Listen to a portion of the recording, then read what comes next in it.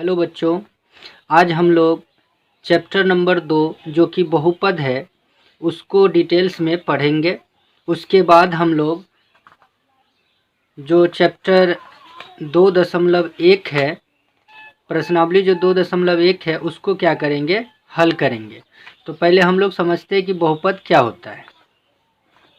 तो देखिए, बहुपद होता क्या है। बहुपद को हम लोग पॉलिनोमियल्स भी कहते हैं इंग्लिश में।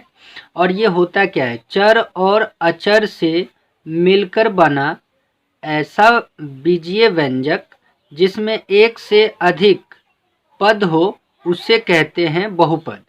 क्योंकि यहाँ पे ये जो बहु लिखा हुआ है इसका मतलब है क्या, बहुत, यानी एक से अधिक अगर पद हो जिसमें, उसको क्या बोलते हैं, बहुपद कहते हैं। अब यहाँ पे लिखा है चर और अचर लिखा हुआ है। तो चर क्या होता है, देखिए चर होता क्या है आपका कि जितने भी अंग्रेजी के लेटर्स हैं जैसे कि x y z a b c, ये सब जितने भी कुल मिलाकर के अंग्रेजी के जितने भी अक्षर हैं, लेटर्स हैं, वो सभी क्या है, चर हैं।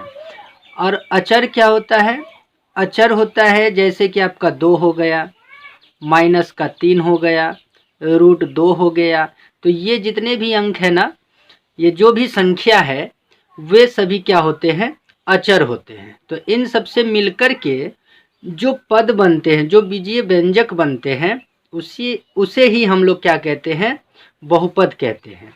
और बहुपद के 3 प्रकार हैं। बहुपद के प्रकार, बहुपद 3 प्रकार का होता है। नंबर 1, पहला होता है रैखिक बहुपद। रैखिक बहुपद, तो ये रैखिक बहुपद क्या होता है, जिसका घात 1 हो उसे हम लोग रैखिक बहुपद कहते हैं। रैखिक बहुपद कहते हैं। इसको कैसे समझेंगे, जैसे कि आप उदाहरण में आप ले लीजिए। उदाहरण में जैसे ये 4x है प्लस का 2 है, तो ये x, देखिए x जो है इसके ऊपर में कुछ नहीं, तो यानी कि 1 है यहाँ पे। तो इसका जो घात है वो कितना है, इस बहुपद का जो घात है वो कितना है, 1 है। तो यानी कि ऐसा बहुपद, यहाँ पे लिख देते हैं, ऐसा बहुपद जिसका घात 1 हो उसे रैखिक बहुपद कहते हैं। तो उसका उदाहरण हम एक ये वाला ले सकते हैं। इसी तरह से 3x माइनस 5 ले सकते हैं। देखिए इसका भी घात क्या है, 1 है। तो ये क्या हो गया, रैखिक बहुपद हो गया। उसके बाद दूसरा होता है आपका द्विघात बहुपद। द्विघात बहुपद ये क्या होगा, यानी ऐसा बहुपद जिसका अधिकतम घात, यानी अधिक से अधिक, अधिकतम घात 2 हो उसे द्विघात बहुपद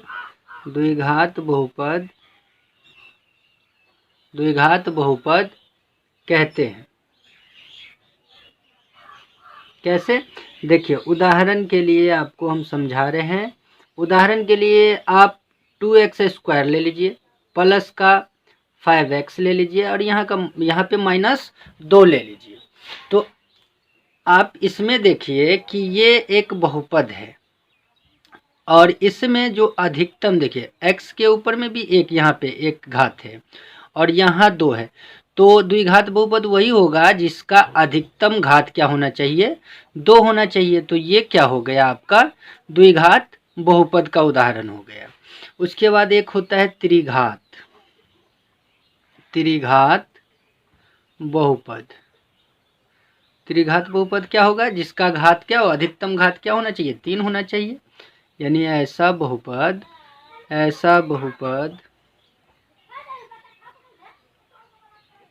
जिसका अधिकतम घात या घात 3 हो उसे त्रिघात कहते हैं, त्रिघात बहुपद कहते हैं। ये हो गया। आप उदाहरण के लिए क्या दे सकते हैं उदाहरण, जैसे कि आप ले लीजिए 5x³ minus 4x² plus x minus का आप √2 ले लीजिए, 2 ले लीजिए कुछ भी। तो ये क्या है, इसमें आप देखिए यहाँ भी घात 1 है, यहाँ घात 2 है और यहाँ घात 3 है। तो यानी कि ऐसा बहुपद जिसका अधिकतम घात जो है, अधिकतम घात क्या होना चाहिए, 3 होना चाहिए। तो वे क्या कहलाएंगे, त्रिघात बहुपद। और ये जो द्विघात बहुपद का जो व्यापक रूप होता है, पहले वो रैखिक बहुपद जो है, रैखिक बहुपद का व्यापक रूप जो मेन उसका रूप होता है वो होता है ax प्लस b होता है।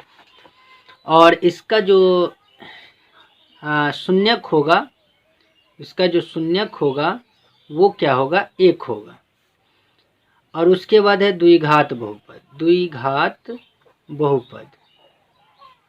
तो द्विघात बहुपद का जो व्यापक रूप होता है, व्यापक रूप वो होगा आपका ax² plus bx plus c, जहाँ a जो है 0 नहीं होना चाहिए। तो ये क्या हो गया आपका द्विघात बहुपद का व्यापक रूप हो गया ये वाला आपका। उसके बाद त्रिघात बहुपद, त्रिघात बहुपद, त्रिघात बहुपद का जो व्यापक रूप है वो आपका क्या हो जाएगा, ax³ हो जाएगा, फिर bx² हो जाएगा, फिर cx हो जाएगा और प्लस का d हो जाएगा, और जहाँ a का मान जो है 0 नहीं होना चाहिए। तो ये क्या हो जाएगा आपका त्रिघात बहुपद हो जाएगा। अच्छा, द्विघात बहुपद का अधिकतम शून्यक कितना हो जाएगा, इसका द्विघात बहुपद का शून्यक जो है, शून्यक वो आपका अधिक से अधिक 2 होगा। और त्रिघात बहुपद का शून्यक, इसका जो शून्यक होगा वो कितना होगा, 3 होगा। तो इस तरह से क्या हो गया आपका ये टॉपिक, बहुपद जो है, बहुपद हम लोग पढ़ लिए। अब उसके बाद हम लोग क्या करेंगे, एक्सरसाइज जो आपका 2.1 है उसको हल करेंगे। देखिए पहला सवाल क्या है, किसी बहुपद px के लिए y बराबर px का ग्राफ नीचे आकृति 2.10 में दिया है। प्रत्येक स्थिति में px के शून्यकों की संख्या ज्ञात कीजिए। देखिए आपको जो है ना ग्राफ दिया हुआ है और आपको शून्यकों की संख्या बतानी है। तो इसमें होता क्या है कि जो लाइन होता है ना वो x से होकर के कट होना चाहिए, कोई भी रेखा, जैसे ये y अक्ष है और ये x अक्ष है, तो x अक्ष को कट करना चाहिए कोई भी लाइन। जैसे कि ये पहला सवाल देखिए, ये जो पहला सवाल है, 1 का पहला सवाल जो है ये y को कट करके जा रहा है, तो इसका शून्यक क्या होगा, 0 होगा। और ये दूसरा सवाल जो है इसमें देखिए ये यहाँ से स्टार्ट हुआ है और फिर y को कट किया है, y को कट करने के बाद फिर ये x से होकर के जा रहा है, यानी एक बार x को कट कर रहा है, x अक्ष को। तो इसका जो शून्यक होगा वो क्या होगा, 1 होगा। उसके बाद ये जो है तीसरा सवाल में देखिए ये जो लाइन है यहाँ से स्टार्ट होकर के एक बार यहाँ पे x को कट कर रहा है, x को, और उसके बाद फिर यहाँ पे कट कर रहा है और यहाँ पे कट कर रहा है। तो ये जो इसका जो शून्यकों की संख्या होगा वो कितना होगा, 3 होगा, क्योंकि ये x को कितने बार में कट कर रहा है, 1 2 3, यानी 3 जगह पे कट कर रहा है।